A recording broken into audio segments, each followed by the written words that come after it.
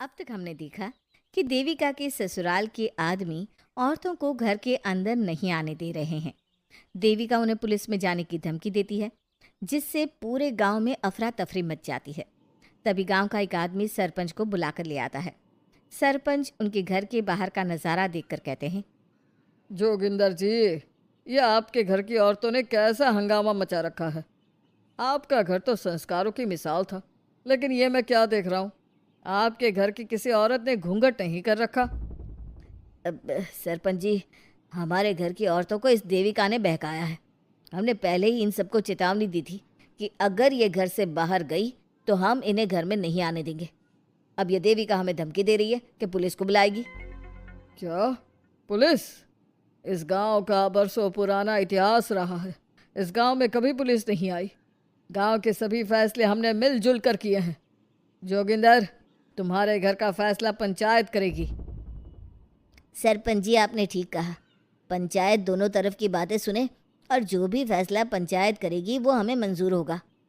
तो ठीक है, आज दोपहर को सभी गांव की चौपाल पर इकट्ठा होंगे और वहीं तुम्हारे घर का फैसला होगा। सरपंच वहां से चला जाता है। घर के आदमी घर के अंदर जाकर दरवाज़ा बंद कर लेते हैं और घर की औरतें वहीं घर के बाहर पेड़ के नीचे बैठ जाती हैं। तभी विमला कहती है। देविका बहू, तुम्हें भूख लगी होगी ना? नहीं माँ जी, मुझे भूख नहीं लगी, मैं ठीक हूँ।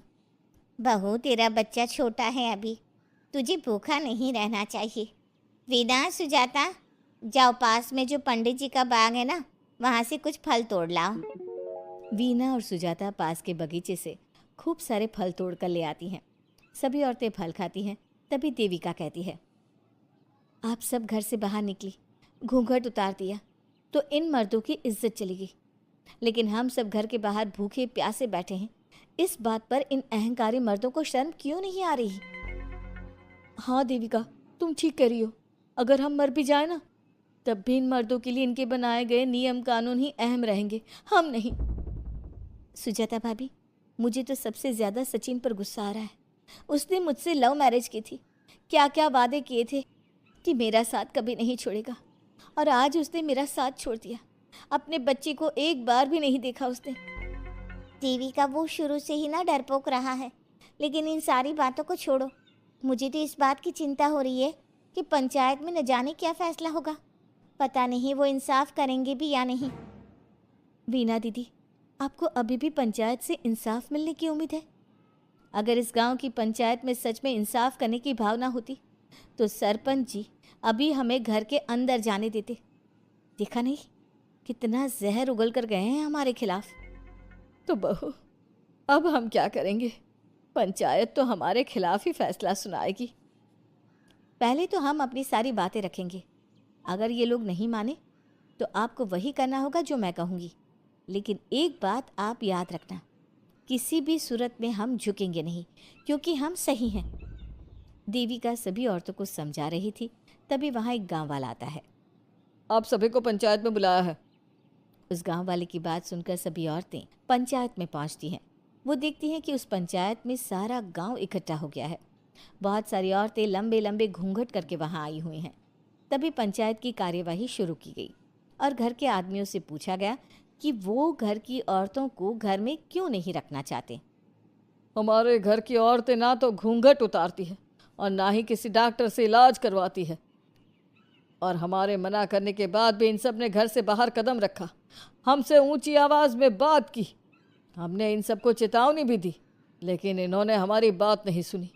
अब ये सभी औरतें हमारे घर में नहीं रह सकती। अब औरतें अपना पक्ष रखें। ये कानून की किस किताब में लिखा है कि औरतों को घूंघट करना चाहिए? और अगर मेरे ससुराल की औरतें मुझे डॉक्टर के पास ना लेकर जाती तो ना मेरा बच्चा जिंदा बचता और ना ही मैं। लेकिन दाई अम्मा से हम इलाज करवा रहे थे ना। दाई अम्मा को कुछ समझ में नहीं आ रहा था। देविका का इलाज दाई अम्मा के बस की बात नहीं थी। काफ़ी देर तक दोनों पक्षों में बहस चलती रही। दोनों एक दूसरे पर आरोप प्रत्यारोप लगाते रहे, लेकिन दोनों पक्षों की बात सुनने के बाद पंचायत ने जो फैसला लिया उसके लिए तो देविका पहले से ही तैयार थी। दोनों पक्षों की बात सुनने के बाद पंचायत ने यह फैसला किया है कि सारी गलती महिलाओं की है अगर वो अपने अपने पतियों से माफ़ी मांग लेती है और वादा करती है कि भविष्य में कभी ऐसी गलती नहीं दोहराएंगी, तो वो घर के अंदर प्रवेश कर सकती हैं। हमें पंचायत का फैसला मंजूर नहीं है। हमने कोई गलती नहीं की जो हम माफ़ी मांगे। और किस बात का वादा करें हम? हमने देविका की जान बचाई है, तो आप हमसे भविष्य में किसी की जान ना बचाने का वादा ले रहे हैं क्या? अगर तुम्हें पंचायत का फैसला मंजूर नहीं है तो तुम सबको घर में नहीं, पुरानी हवेली में रहना होगा, जो अब खंडहर बन चुकी है। यह खंडहर तुम्हारे घर के सामने ही है। सरपंच जी, आपका फैसला सही नहीं है। एक बार और सोच लीजिए इस फैसले के बारे में। ओ शहर की छोरी, 4 किताबें क्या पढ़ ली, हमें सही गलत का पाठ पढ़ाएगी? तुझे पता नहीं कि पंचायत का फैसला यहाँ सदियों से चलता आया है और लोग उसी को मानते आए हैं। अच्छी तरह जानती हूँ सरपंच जी। अगर मैं चाहूँ तो आपके इस फैसले को कोर्ट की चौखट तक ले जा सकती हूँ। पुलिस को बुलाकर अभी घर के अंदर जा सकती हूँ। पंचायत और घर के आदमियों की शिकायत पुलिस में कर सकती हूँ और अपने बच्चे को उसका हक दिलवा सकती हूँ। लेकिन नहीं, मैं ऐसा नहीं करूँगी। मैं उसी खंडहर में रहूँगी और इस गांव के आदमियों को दिखा दूँगी कि औरत खंडहर को भी महल बना सकती है, और वो भी बिना किसी आदमी की मदद के। सारे गांव की औरतें देविका की बातें सुनकर हैरान हो जाती हैं। उनका जीवन घूंघट और घर के 4 दीवारी के बीच में ही था।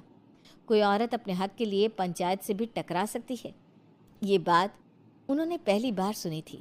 अब देविका घर की औरतों के साथ खंडहर में चली जाती है।